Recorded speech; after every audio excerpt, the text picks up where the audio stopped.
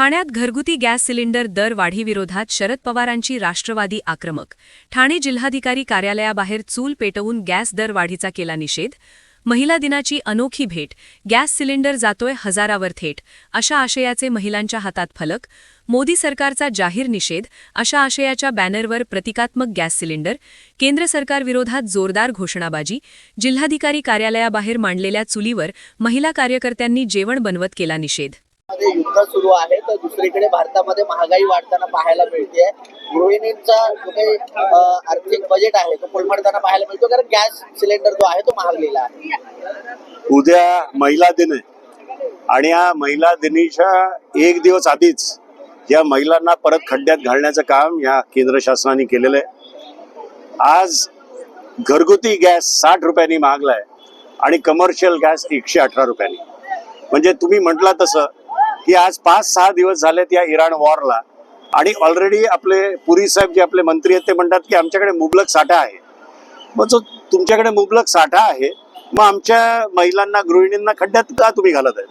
आणि आज 5 दिवसानंतर जर तुम्ही भाव वाढ करत असाल तर येणारं जर हे युद्ध महिना 2 महिना चाललं तर भाव वाढ काय होईल, याचे परिणाम काय होणार हे यामुळे दिसून येत आहे. तर खऱ्या अर्थाने आमचं केंद्र शासनाला म्हणणं आहे की एका हाताने तुम्ही 1,500 रुपये आमच्या महिलांना देताय आणि दुसरीकडनं हळूहळू महागाईच्या निमित्ताने हे आमच्याकडनं काढून घेत आहे. त्याचा निषेध करायला, त्याच्या विरोधात आज आम्ही आलेलो आहे. आज आमच्या महिलांनी इथे रस्त्यावर भाकरी बनवलेली आहे, रस्त्यावर त्यांनी चूल 2 पेटवून भात बनवलेला आहे. आणि आम्हाला असं वाटायला लागलंय चित्र की येणाऱ्या दिवसात महागाईमुळे गॅस सोडून परत एकदा हीच पाळी आमच्या महिलांवर येते की काय. तर एकीकडे गॅस हे सरकार लाडक्या बहिणींचं आहे असं राज्य सरकारकडनं सांगितलं जात आहे. मात्र बहिणींसाठी अनोखी भेट जी आहे दरवाढीची केलेली असं पाहायला मिळतं. फक्त बोलण्यासाठी लाडकी बहीण आहे, पण लाडक्या बहिणीसाठी या सरकारने कसलीच भाववाढ अशी आहे की ती कमी केलेली नाही, ती दिवसेंदिवस वाढत चाललेली आहे. जर तुम्ही लाडकी बहीण म्हणून घेता तर लाडक्या बहिणींचे तुम्हाला प्रश्न सरकारला दिसत नाहीये का? त्या गरीब महिला कशा करत असतील, कशी ती बहीण काय करत असेल, काटकसर करून जर पैसे जमवत असेल स्वतःच्या संसारासाठी, हे अशी दरवेळी त्यांची भाववाढ होत राहिली तर कसं होणार बहिणींचं?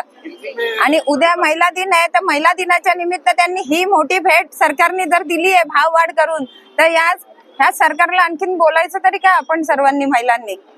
आणि काय करणार आहे? आता आत्ताशी 8 दिवस झाले आहेत तर भारताच्या आणि महाराष्ट्राचे आपले हे हाल आहेत. आणखीन पुढे युद्ध चालू राहिला तर काय करणार आहेत हे सर्वजण? गृहिणींचं महत्वाचं असतं ते बजेट. घरचं बजेट सांभाळत असताना या छोट्या मोठ्या गोष्टी ज्या आहेत या सगळ्यांचा खर्च बघावा लागतो. मात्र हे बजेट आता कोलमडणार आहे. गृहिणींच्या माध्यमातून जी दरवाढ आहे किंवा 1,500 रुपये जे मिळतात त्यातले देखील तो देखील आता पुरेसा पडणार नाहीच पडणार आहे. ते 1,500 द्यायला देत आहेत, पण त्याच्याने महागाई एवढी वाढून ठेवली आहे का 1,500 ते 5,000 वसूल पण करतोय सरकार आपल्याकडून. पण ते बिचाऱ्यांना आता काय 1,500 मिळतात त्यांना नाही बोलू शकत, पण ते वाढवत आहेत त्याचं काय? आणि जीएसटी कमी केली आहे, पेट्रोल डिझेल वाढलंय, ते कमी करणार आहेत का? नाही कमी करणार आहेत ना ते.